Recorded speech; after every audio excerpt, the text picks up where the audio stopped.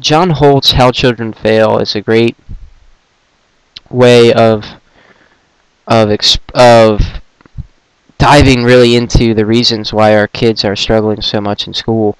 And what he did was study the students in a classroom and how they were learning instead of studying the teacher. And he was going to become a teacher by understanding how children fail. And what he found was incredible because he realized that students do not want to be in school, that it is a forced proposition and they are coerced into doing this, and that elicits two general feelings, either of fear, if they are afraid of what's happened and they don't really have a strong, um, you know, maybe brave sense of self, or if they do, if they are confident in themselves, they're bored. You know, fear or boredom, and teachers have this image of education, this dream that kids are learning and are coming along with this curriculum, if not slowly. And Holt sees and realizes that this is a lie, that we gladly accept for the notion, just for the appearance that the kids are progressing. And he points out a lot of ways in which students trick the teachers because the teachers are eager to see the students pass through their system, you know, in their classroom. And so kids will use a few methods like guess and look. If a teacher is asking questions, you know, the student is not very interested, and they are only picking up pieces of this information that's being thrown at them, and they really just want the teacher to go away. And so they try a guess and look, where they just pick some words that the teacher's been saying that might be an answer, something that has been a motif or theme in the last couple classes, and they try it. And then they look at the teacher's emotional reaction to see if they should continue on with that answer or if that answer's wrong. And they're constantly reading the teacher emotionally. And a lot of times the teacher doesn't realize, so they're so eager for the students to succeed in their system of teaching that they leave open doors and hints to invite the child to get the answer. And so the child is reading those hints and finding ways to make the appearance of learning. Numeral shuffling or numeral shoving was his best example in math. Kids, many times, the kids who are math phobic, who don't understand math, don't understand the basic functions of these operations of multiplication and division, and they have a very vague concept of it, right? And so what they do is they have these numbers presented to them, and they've been told it's a multiplication problem. They don't understand it, but they just do some combination of numbers, right?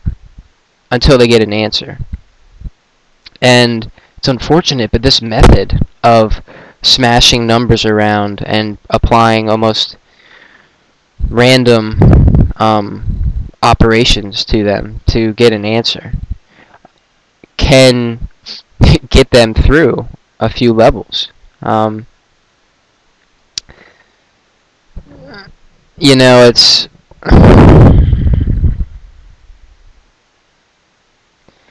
that facade of education that we've created. You know, he equates real learning to being in the experience of the world, and the source of learning comes from an interest in the real world, what's going on in your life, and we see it as a